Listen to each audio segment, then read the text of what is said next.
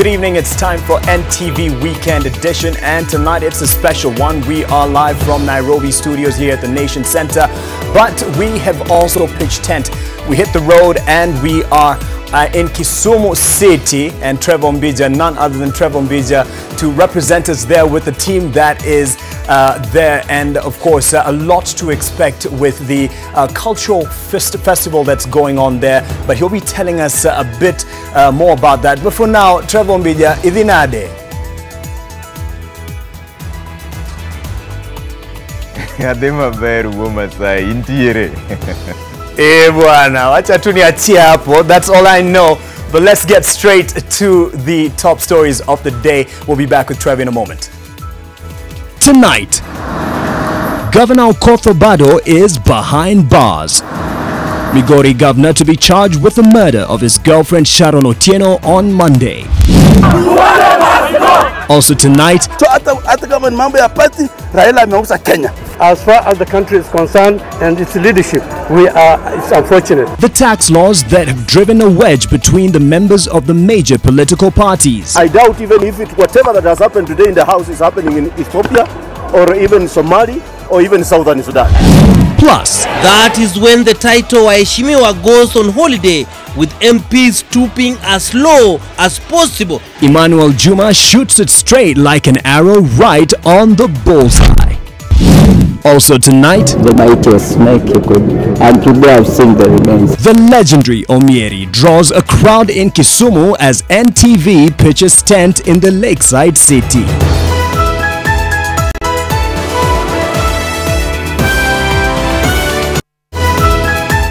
NTV Weekend Edition with Mark Masai.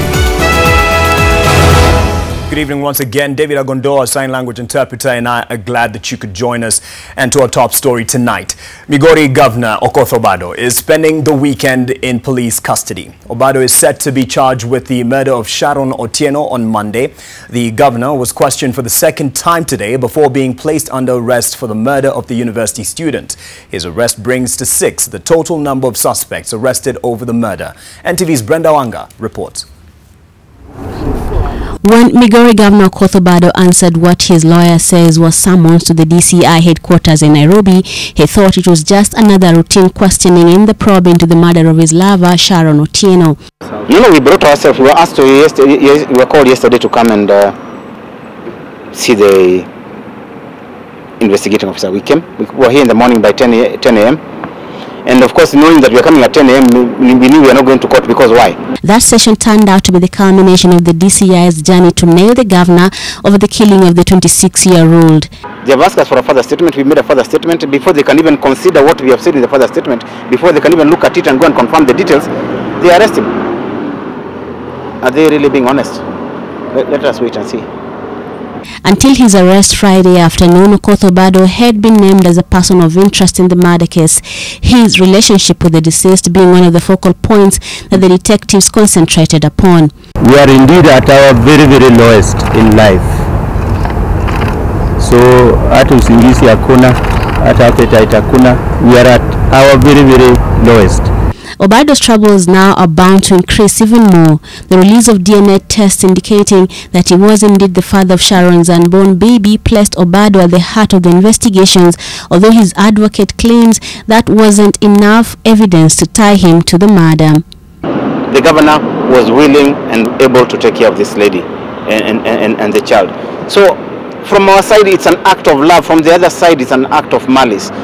So their priorities are really wrong. Obado's fate seemed to have been sealed as investigations in the last week tied up loose ends.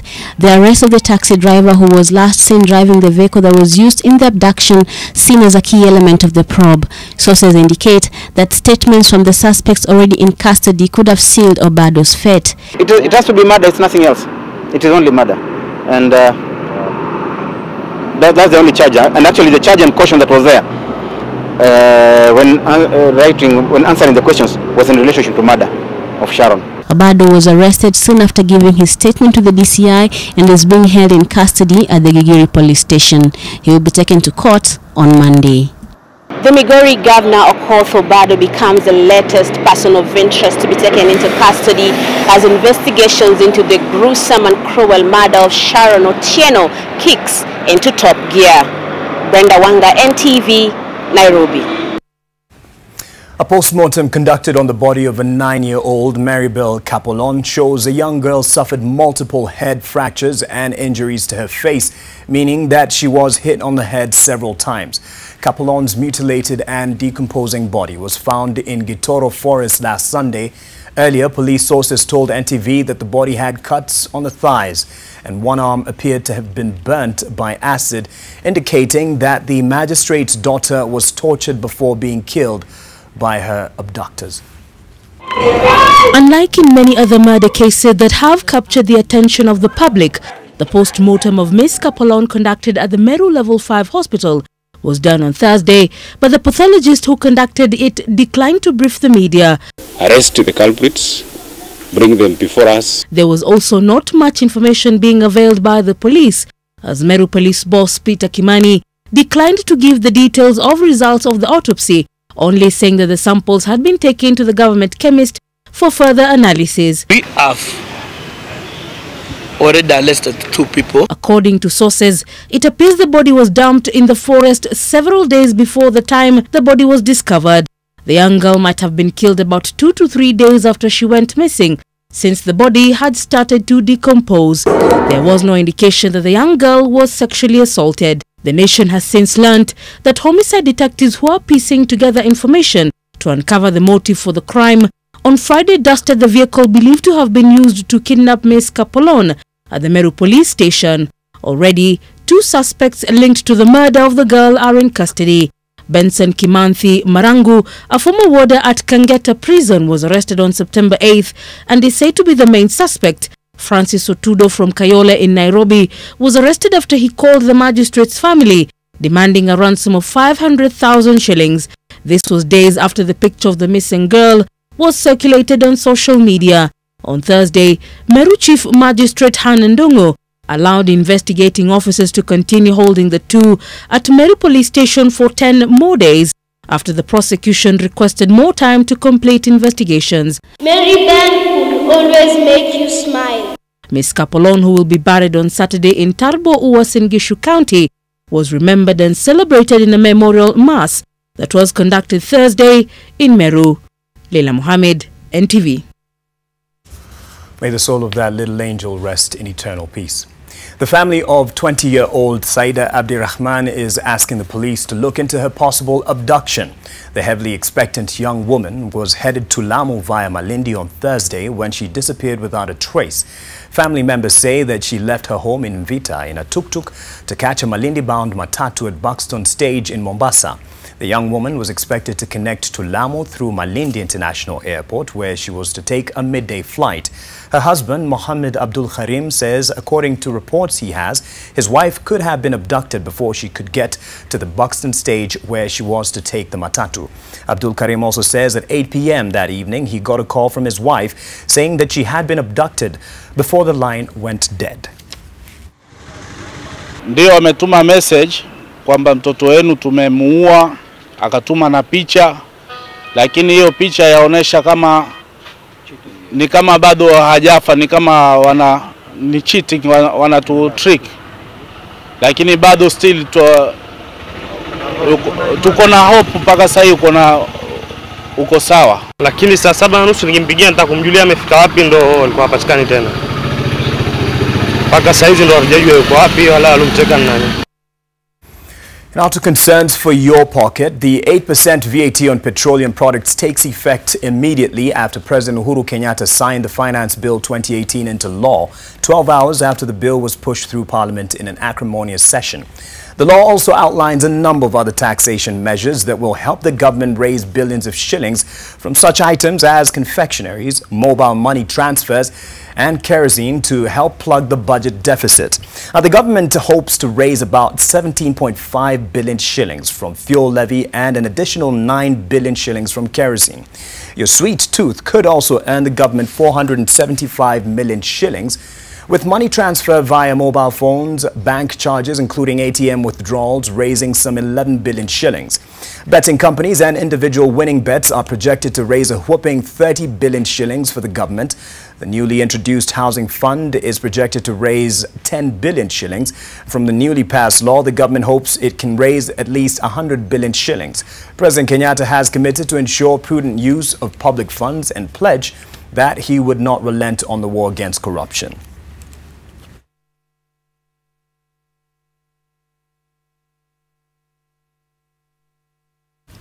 Let's hope that the president's word is bond. Political parties now have to contend with the aftermath of Thursday's acrimonious vote that led to the passing of the president's memorandum that accompanied the Finance Bill 2018.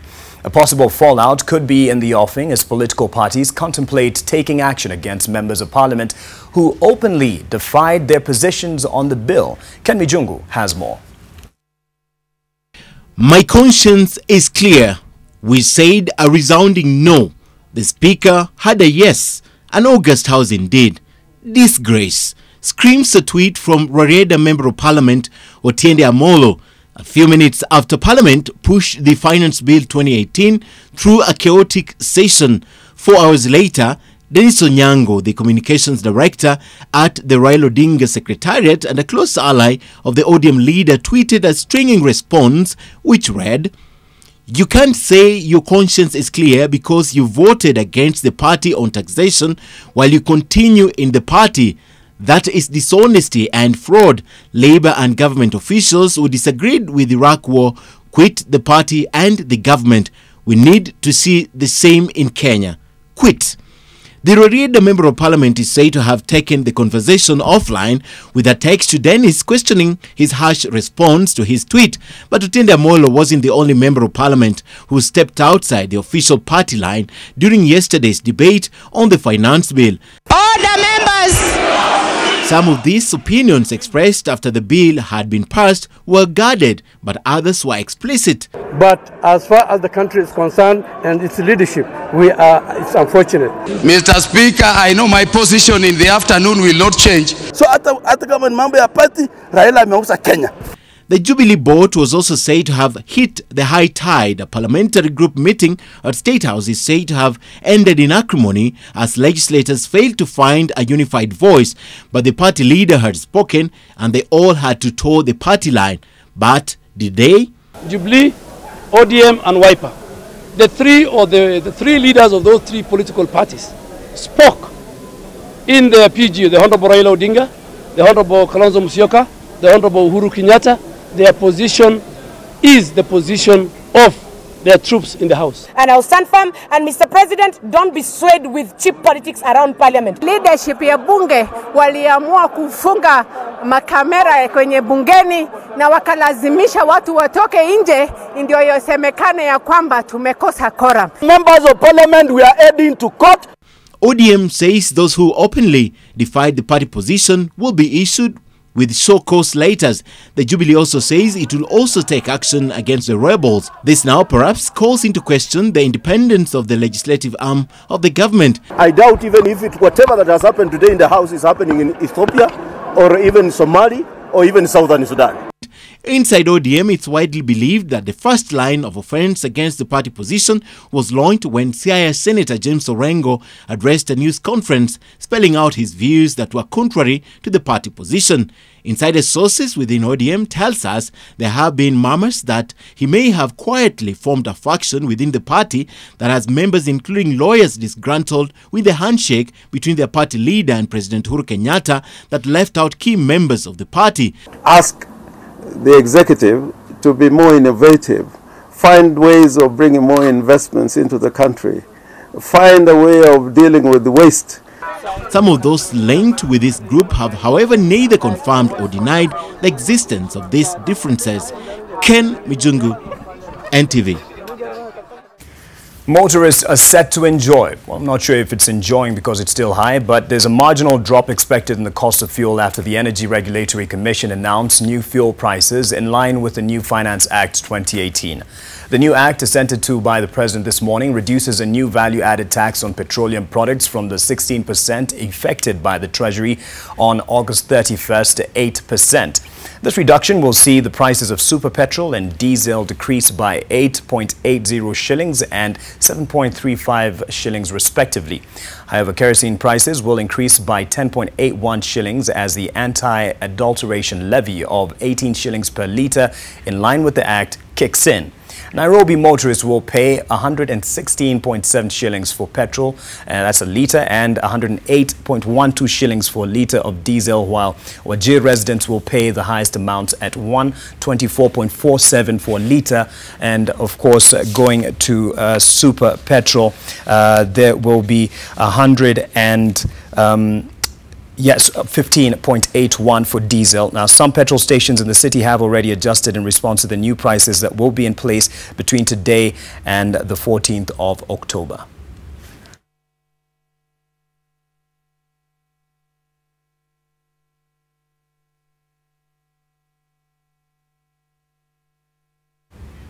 It's funny how when it's reduced, it takes a while before it changes at the petrol stations, but an increase almost immediate. Anyway, let's have your say on this new Finance Act and what it means for you. We asked a couple of people and this is what they had to say. Indeed, we're in the great county of Kisumu, County 042. Great people, great environment, fantastic experience. And today we're just seeking views of the people in regards to the state of the nation and some of the issues that are affecting them. Yesterday debate or bill, to me, it was to be passed because in fact that's why we wanted to pass, so that although we will feel difficult, economy will go up, but we feel that those people who pocketed that money are the ones who brought this situation or mess. According to what happened yesterday, even me, I just feel that thing should be like that, because most of people are taking money while when the government borrow money from outside, it's us wananchi, we are going to feel the pinch. So let us feel the pinch and Kenya move forward. In fact, their action and withdrawal from the caucus and from the vote was unwarranted, and it was a molestation on the will and majority of Kenyans who are totally willing that the MPs should have come together to listen and to feel a pinch of the struggle and the pain they are currently going through. Saizi unga imepanda, fuel imepanda, yani gharama iko juu. Alafu watu wengine wanakaa mahali wanasupport hiyo kitu, eti hiyo kitu iko sawa. Mimi kama mkaaji wa Kisumu nimeipinga kabisa. Wakenya wako na njaa. Kwa hivyo tunaomba serikali afanye namna gani? Serikali ingekuwa mzuri, serikali itoe hiyo ushuru kabisa, irudi 0%. On the just signed into law finance bill that was a rather broad controversy in Parliament yesterday. And of course, we'll be bringing you more views of these people in regards to other issues affecting Kenyans across the country on a number of the sectors in the country. And I'm sure if you are active online, I'm sure you've seen the words out there, such as now baptizing the president as Ushuru Kenyatta. I wonder why.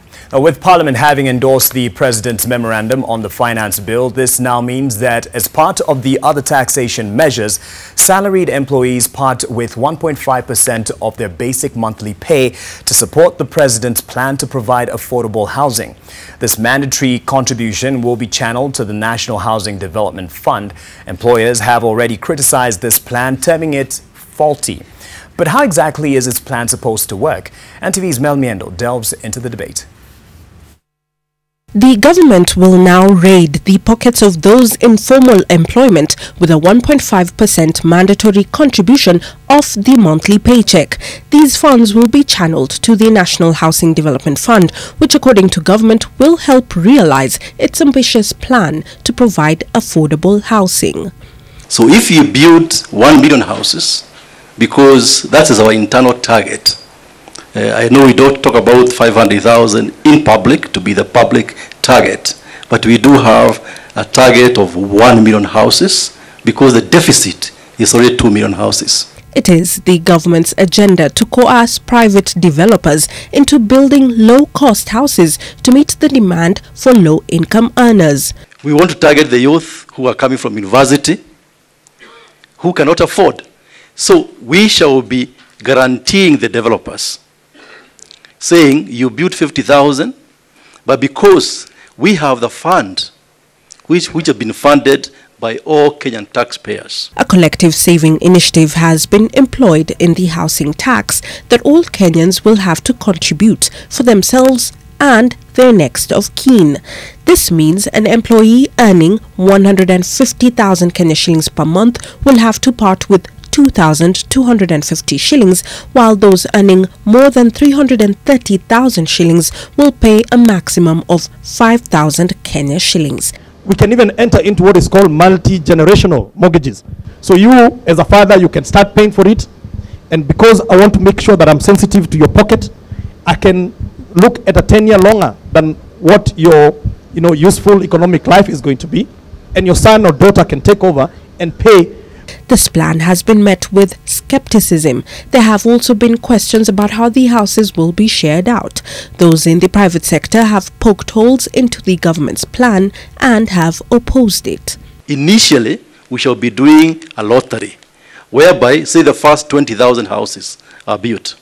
We take the income brackets which we want, we put them in that lottery, and those who are lucky, they get the first win for those houses. We're saying we want to tax the formal sector person to go into a pool to build houses, which will then go through some lottery system to determine who gets that house. So you, the contributor, have no guarantee whatsoever that you're going to get a house. But nobody asked you whether you actually wanted that house.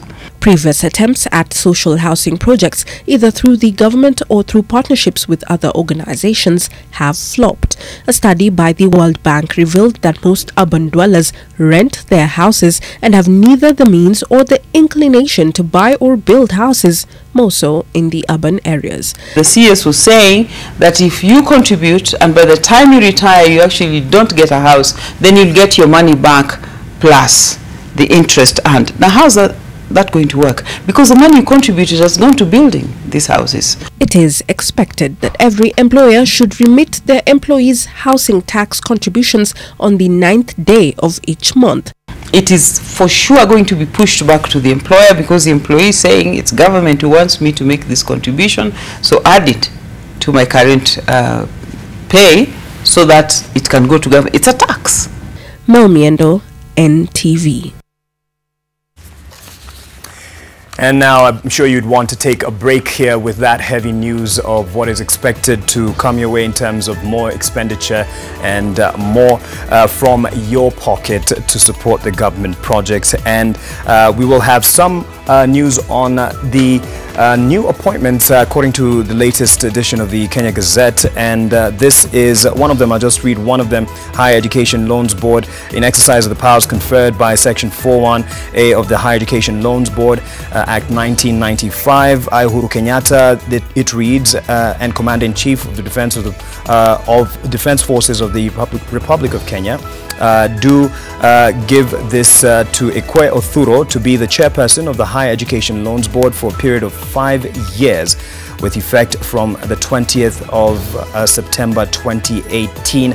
That's just one of the many names that are coming out, and we'll hopefully break it down in our subsequent bulletins. But Trevor Mbija, he is live from Kisumu City, and we'll have more of that and what to expect in the next few days. There's a cultural festival going on, but a lot to expect. I mean, this is Kisumu City, so Trevor Mbija will be taking it over after we come back.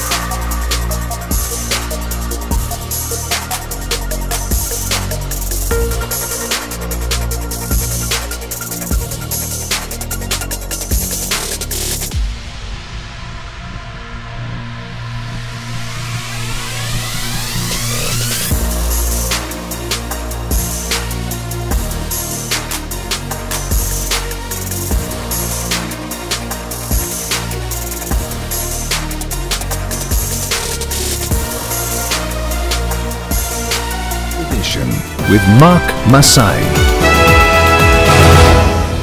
Staying with NTV Weekend Edition live from county number 42, that is Kisumu City. NTV is on the road, and special thanks to Acacia Premier Hotel. Let me run you through the day's stories today. The Council of Governors have faulted the move to reduce funds meant for the counties by 9.04 billion shillings, saying it will significantly affect the provision of services and development projects. The cuts now mean that counties will have to adjust their budgets downwards by an average of 192 million shillings.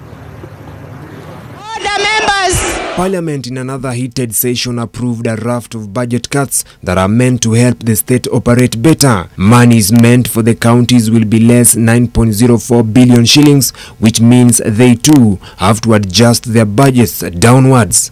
On average, all the 47 counties will have to cut off more than 192 million shillings from their budgets. Nairobi County will be the biggest loser, reducing its budget by more than 454 million shillings. Lamu County has the lowest loss of more than 102 million shillings. According to Council of Governors, this reduction will be catastrophic to these 6 counties that already had their equitable shares reduced based on the fiscal effort parameter recommended by the Commission on Revenue Allocation for the 2018-2019 financial year.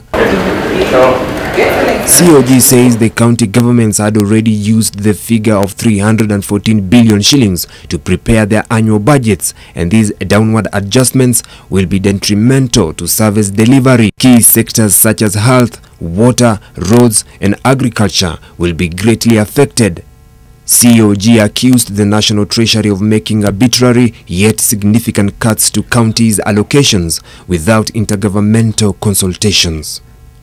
Vincent Odur, NTV. The county matters, and one of the communities embroiled in a sweet conflict in Nakuru now wants the government to lift the dusk to dawn curfew that is in force. This comes after a number of houses were torched in a fresh attack, despite the government enforcing a restriction of movement. More than 20 shops at one of the shopping centers and an unconfirmed number of houses were torched last night.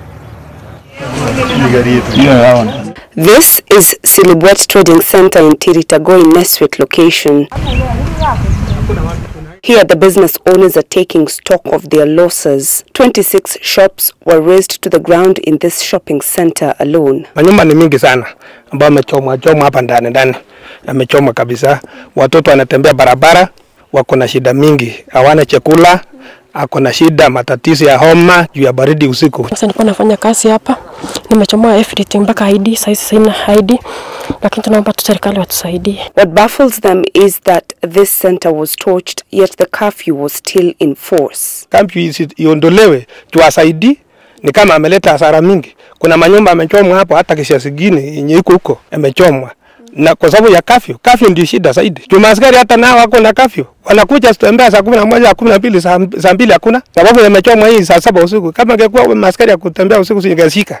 While there are unconfirmed reports of houses still being torched, Nakuru County Commissioner Joshua Kanatha has been conducting a series of barazas with the residents, talking of stricter measures to be leveled against those abusing the government directive in the area. We came to remind them that peace is very important, and that anybody who will be found trying to break the law, to burn people's houses, or even destroy properties, or even shoot at anybody, the government officers who are stationed here and all over, from here to Njoro, they are going to take action. Still, a section of members from the aggrieved community accuse the government of being partisan in its implementation of the dusk to dawn curfew. Tunasikia yani uchungu kwa sababu tunatulizwa na serikali, lakini wao watulizwi, wanakuja tu kwa sababu wanatembea wakiwa 8, 5, wengine wanaenda ngambo hiyo, wanachoma ngambo hiyo, wengine wanakuja pande hii. So tunahofia maisha yetu kwa sababu tukijaribu kujidefense, askari ndio wanaingilia, wanatumaliza sisi. 24 people, among them local leaders, have been arrested and charged over the violence going on in the area. Security officials are planning a peace meeting between the conflicting communities in October. There are mixed theories as to how such destruction could take place, even as a curfew is in effect here in Neswit. But one thing is certain, that the differences between the communities living here are still ripe and unresolved. Bridget Ngana, NTV, Nakuru County. And the death toll from the ferry MV Nyerere that capsized in Lake Victoria has gone up to 126 as Tanzania rescue workers pressed on with efforts to find scores of people who are feared to have drowned. The ferry may have been carrying as many as 200 passengers, way more than its capacity when it capsized close to Ukara Island on Thursday. Tanzania is mourning after a ferry christened MV Nyerere sank in Lake Victoria on Thursday. The death toll has reached 126 as families and relatives of the victims are trying to come to terms with the tragedy. Officials say the final death toll could rise to more than 200, with reports estimating that over 400 passengers were on board MV Nyerere. Rescue efforts resumed on Friday after being halted overnight. The MV Nyerere ferry overturned near Ukara Island on its way from Bugororo. It is thought the overloaded vessel tipped over when crowds on board moved to one side as it docked. MV Nyerere operates on a busy route, crossing 8 times a day between the islands of Ukwara and Ukwerewe, which are close to Tanzania's second largest city of Mwanza. The ferry was said to have been particularly busy because it was market day in Bugorora. The vessel was also carrying cargo, including bags of cement and maize, when it capsized around 50 meters from the shore. The exact cause of the accident has not yet been established. Some reports, however, indicate it could be a case of overload. In 1996, a ferry disaster on Lake Victoria in the same region killed at least 500 people. In 2012, at least 145 people died in a ferry disaster in Zanzibar on a vessel that was overcrowded. Well, back home, 8 people, including 2 residents and 6 plumbers, were arrested while trying to reconnect water at a home near Murang'a. Water and sanitation company officers were there. The 6 plumbers are among 150 who had been hired by Murang'a governor to restore water supply to homes that had been disconnected by the Murang'a water company. Well, the other 2 are residents whose water supply was reconnected. The Murang'a Water Company had been on a surveillance operation in towns and its environs as well. Officials from the Murang'a Water Company had earlier been attacked by the residents as they tried to disconnect water from their homes. But even as the battle for the control of water services continues between the county government and the water company, a good number of residents are complaining of a persistent shortage, even though Murang'a County supplies water to Nairobi and its environs. NTV's Martin Moura has the details. 50 years after independence, many parts of Murang'a County, especially in arid and semi-arid areas such as Gaturi, Merira, Kambiti, among others, have never had clean piped water. Water companies have been accused of concentrating on providing the commodity in towns. In Gatito, Kiharu constituency, the young and the old, men and women, fetch the waters from streams and rivers. Nilikuja hapa saa 10 kuchota maji, yani ya kunywa na ya kupiga na ng'ombe hata ya busi. Na tangu sasa bado sijajaza mitungi miwili. Hata hatuonagi maji ya kufua nguo, hata watoto wakikojoa hatupatangi maji ya kufua napi. The residents say they are forced to wake up early in search of water or camp at the spring just to get enough water to keep them going for the day. To avoid congestion and long queues, they have come up with groups. Wa kwanza ni wa usiku, wa pili ni wa mchana. Sasa ukikosa usiku hauwezi chota mchana. In Mjini area of Murang'a town, residents are angered by high water bills. They say tariffs by the Murang'a Water and Sanitation Company, MUASCO, are exorbitant. Eunice Wamboi has not had water in her tap since May this year. She was disconnected by a local company over a water bill that skyrocketed to 19,680 for 1 month. Nikaambia mimi silipi maji. Kama akasema nimetukana na sababu ya kuambia sina kibanda mjini, sina shaka washi mjini, sina maploti mjini. Florence Mumbi, a casual laborer, is another resident struggling to pay her water bills. Hata hiyo pesa kuipata ni shida. Another resident, Dedan Kimathi, had his water disconnected for failing to pay Kenya shillings 200, only to be slapped with a fine of Kenya shillings 5,000. 5,000 nikaambia nijicommit kila mwezi nikuwe nikilipa 1,000. In addition to all this, Governor Mwangi wa Iria, through radio adverts and bulk short message services, has directed residents not to pay water bills until the county government announces new water accounts. Water companies have defied the governor's directive and have been sending bills to water consumers, asking them to pay or risk disconnection. As the county government and water companies continue to fight who is boss and who is not, the residents continue to suffer. They are now asking the two to set aside their differences and end their suffering. Martin Mora, NTV, Murang'a County. So tonight marks the third day of the third edition of the Kenya National Cultural Celebrations for UNESCO here in Kisumu, and the legendary snake known as Omieri continued to draw huge crowds of curious residents anxious to catch a glimpse of the revered python. When the python died, the Luo community in Nyakach declared a 3-day mourning period in honor of the python. Oko Kusa has more. Braving a scorching sun and a sweltering heat, they queued. In their hundreds, they turned up at the Jomo Kenyatta Sports Ground, teeming with excitement at the thought of seeing for the first time the legendary snake believed to be a sign of good luck by members of the Luo community. We want to see this snake which was killed in our area in Nyakach. So there were so many years we've never seen it. So I heard people talking about this yesterday, it is big. So we want to see it today.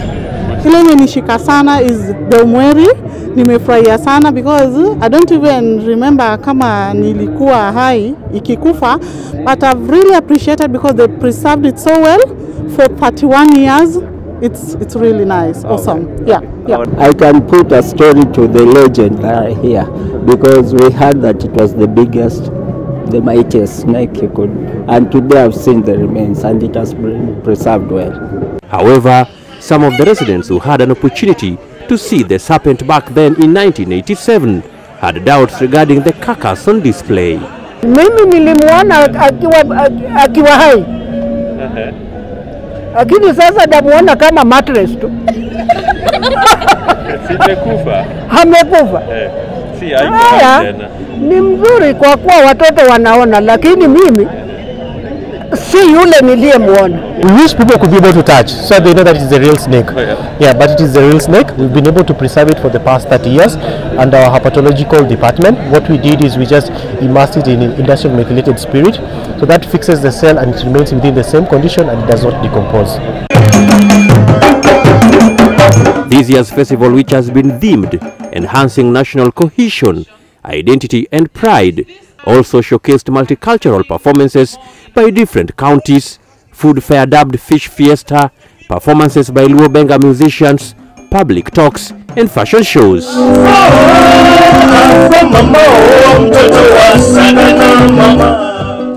It's been 30 years since the legendary snake known as Omieri passed on, but going by the long queues being witnessed here at the Jomo Kenyatta Sports Ground of people lining up to view its carcass, it goes without saying that the python is still deeply rooted in Luo mythology.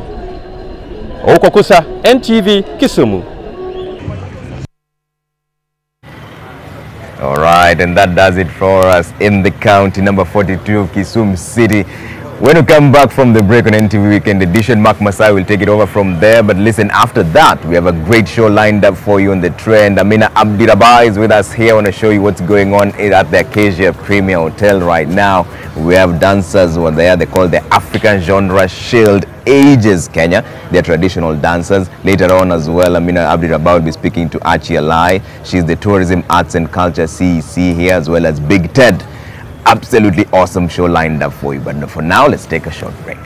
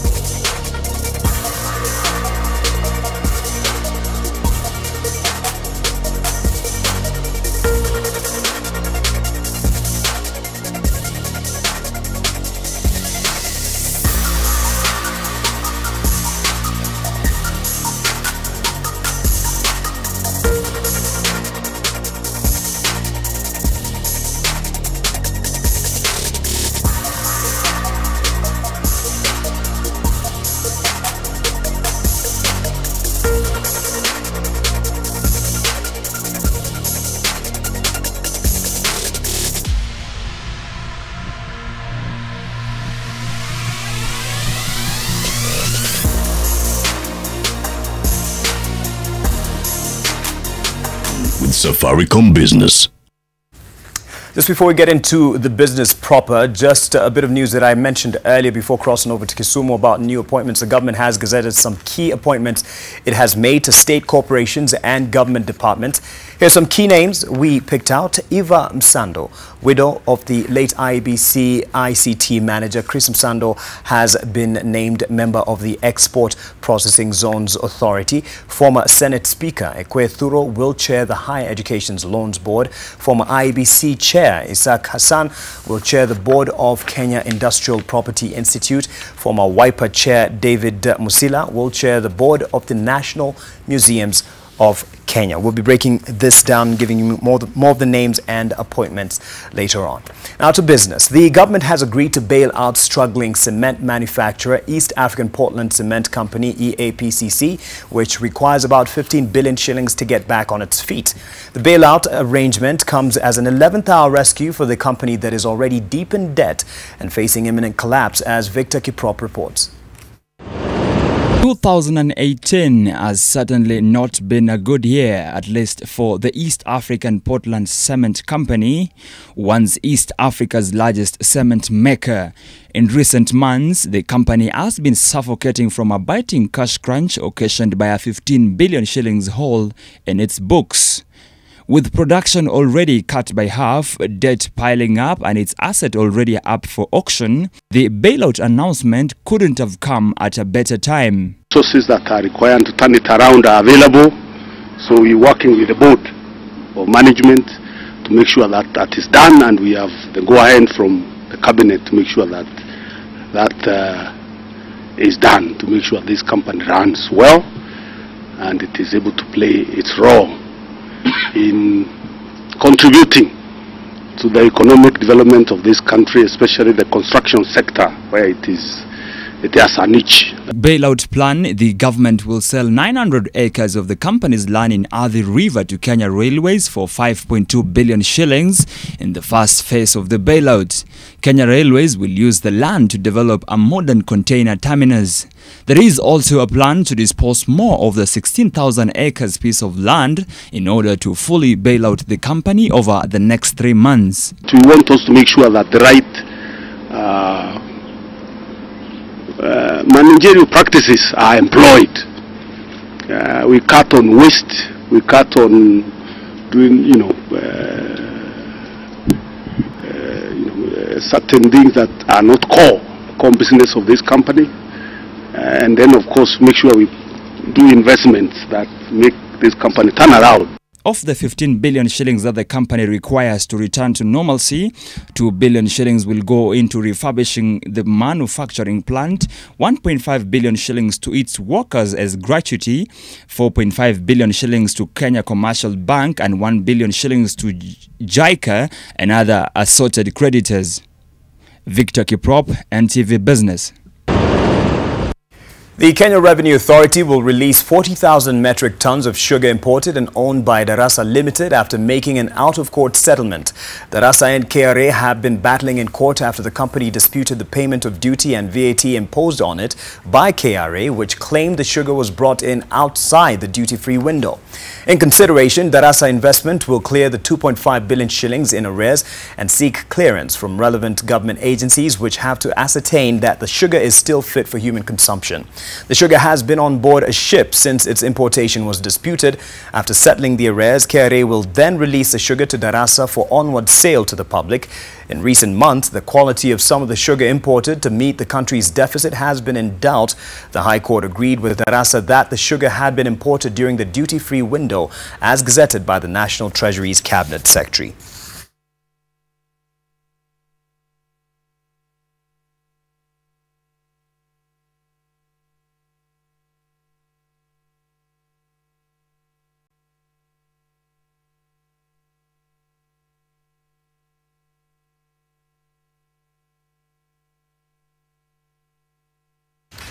The Kiambu County government has intervened in an administrative dispute between the directors of the Lari Farmers Cooperative Society and its members. The members accused their leaders of misappropriating their funds and failing to pay them when their milk is sold.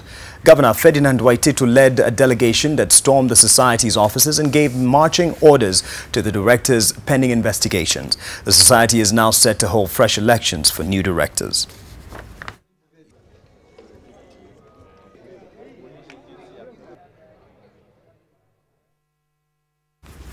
And that's it from the business desk. Stay with NTV Weekend Edition. NTV Business News in association with Safaricom Business. Let's get your business ready for today's challenges and tomorrow's opportunities with Safaricom Business Digital Solutions.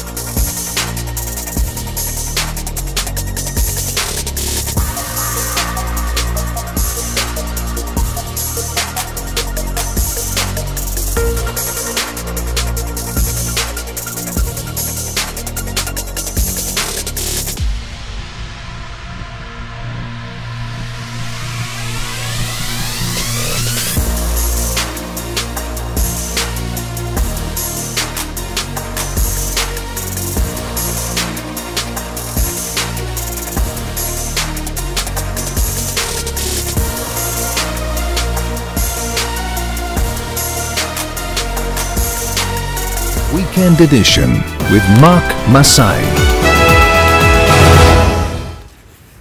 Time to hit that funny spot of yours every Friday. It was a case of rebellion and betrayal rolled into one in the latest episode of Kenya's lawmaking soap opera.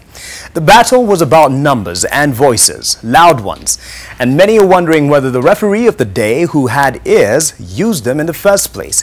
Well, the verdict is in nonetheless, and as Emmanuel Juma now reports on Bullseye, the end, according to the victors, justified the means.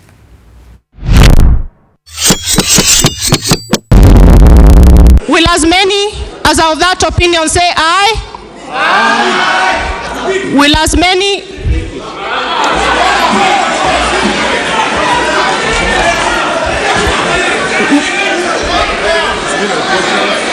Will as many as of a contrary opinion say nay?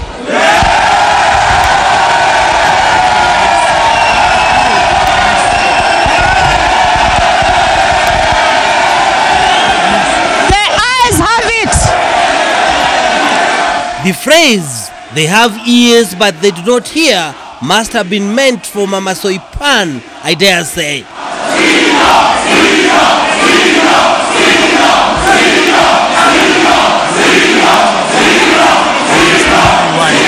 Call it zero hearing ability or simply selective hearing. She was just a messenger. We sought out the master. Why, Dwale? Why? The leader of majority in the House of Representatives, in the Congress, employs a number of tricks to make sure that the government agenda is complied with. and use all means they did. Now, okay.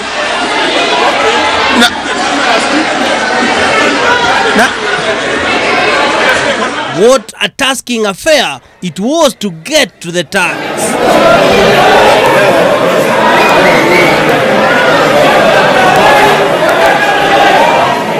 That is when the title Waheshimiwa goes on holiday, with MPs stooping as low as possible in a bid to make a law. The majority leader came and started pushing people to go out, and even he locked some people in the toilet. Yes, that law. I did it. We will prepare the Hansard, and at the end of the day, the vellums will be prepared.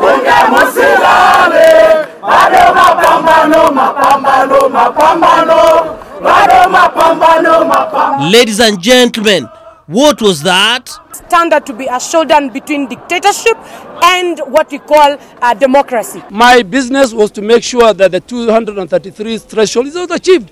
That is part of my business in this house. Bandi came in and he changed his mind, and yet when it was before Raila, he said Raila 50-50, and now he has changed. So hata kama ni mambo ya party, Raila ameuza Kenya.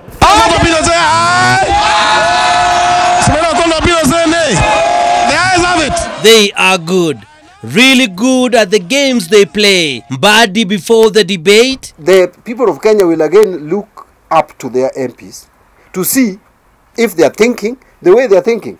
And if the MPs now abandon them, that will be very unfortunate. Now the only recourse that people of Kenya have will be to go to the street. And Mbadi on the floor of the house. That the 8% on petroleum products is not effectively 8%. Because if you go down, you will find that excise tax is removed. All fees are removed as you calculate the 8%. Bad boy Mbadi.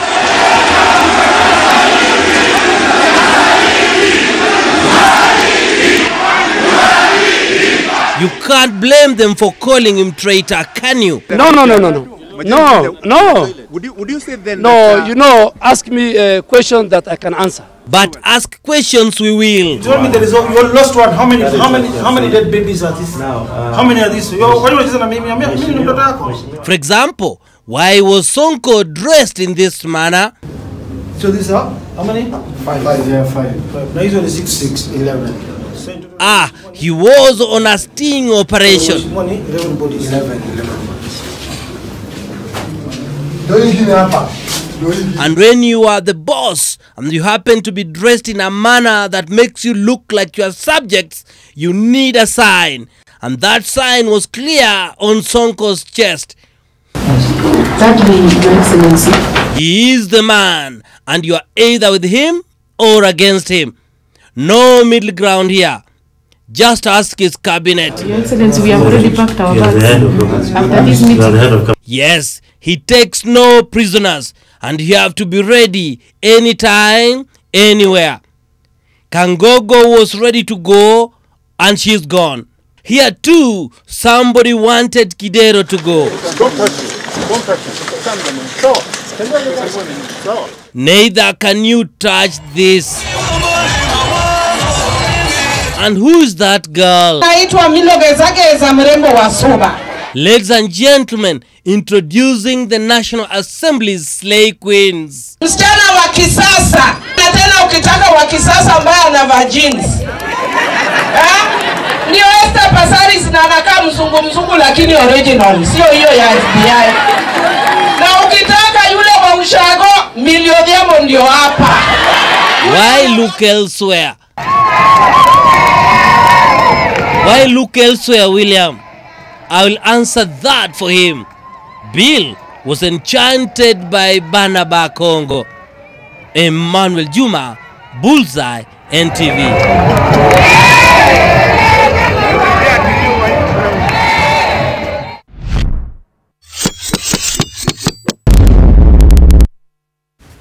Never a dull moment from our politicians. Now time for another break. Brian Otoa will be back with the sports.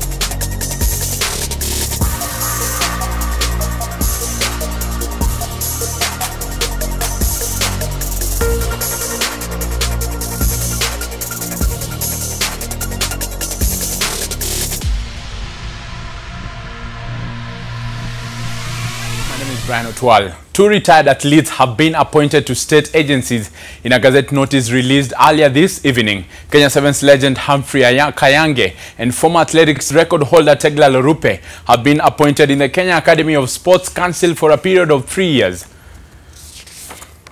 Moving on, Victor Wanyama is set to captain Kenya in the back-to-back 2019 Africa Cup of Nations qualifiers against Ethiopia next month, having missed Harambee Stars' historic win over Ghana's Black Stars owing to lack of fitness. In his 21-man final squad, coach Sebastian Minye has dropped Zesco United's David Calabawino and his teammate Jesse Were for the home and away tie. Paul Were has been recalled alongside Morrisburg defender Brian Mandela.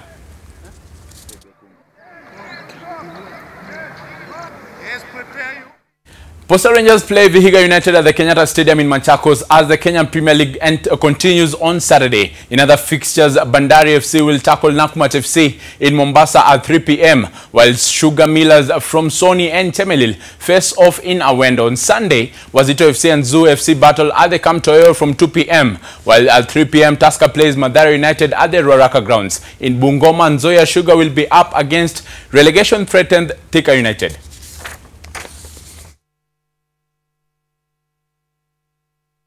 And the Kenya Sevens provisional squad for the 2018-2019 season has been released by the Kenya Rugby Union ahead of the new season that kicks off in October with Africa Sevens. The squad contains a number of those who were in the team last season and those selected from the just concluded National Sevens circuit. New players to the squad include Mwamba's Ronnie Omondi, Brian Wandera, Daniel Taabu, Eliakim Kishoi and Johnston Olindi of Homeboys, as well as Eliakim Kishoi, Nakuru's Philip Kwame, Benjamin Marshall of Nondis, KCB's Vincent Onyala and Mark Wandeto of Homeboys.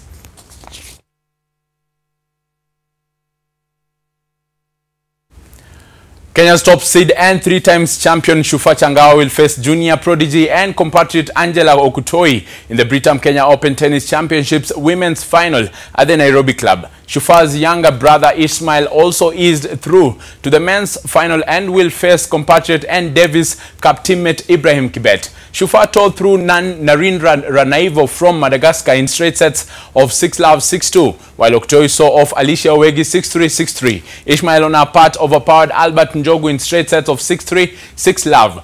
Both the men and women's semi-finals were watched by, among others, First Lady Margaret Kenyatta.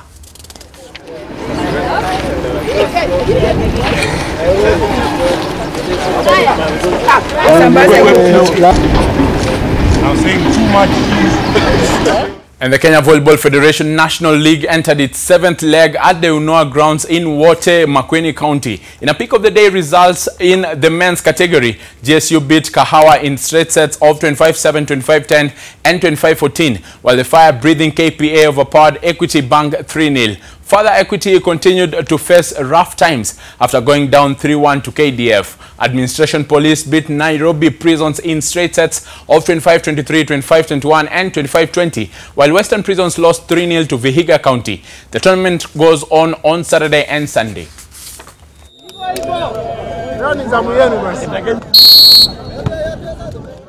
Sergio Aguero has signed a contract extension that will keep him at...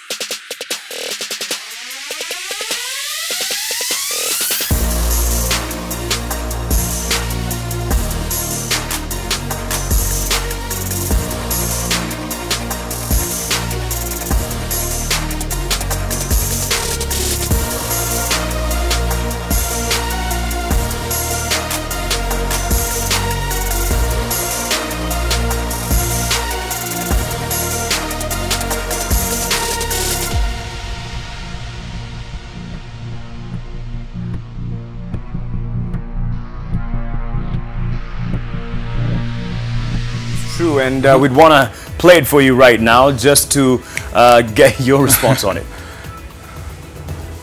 2 times 16 raised to the power 3 over 4, all divided by 4 raised to the power 1 over 2. 8. Incorrect. There are 30 students in a class and 1/5 are boys. What percentage are girls? 24. Incorrect. If it takes Tunde 1.5 hours to watch this film, simplify 27x raised to the power 3 times 64x raised to the power 6, all raised to the power 1.3 times 3x, all raised to the power minus 1.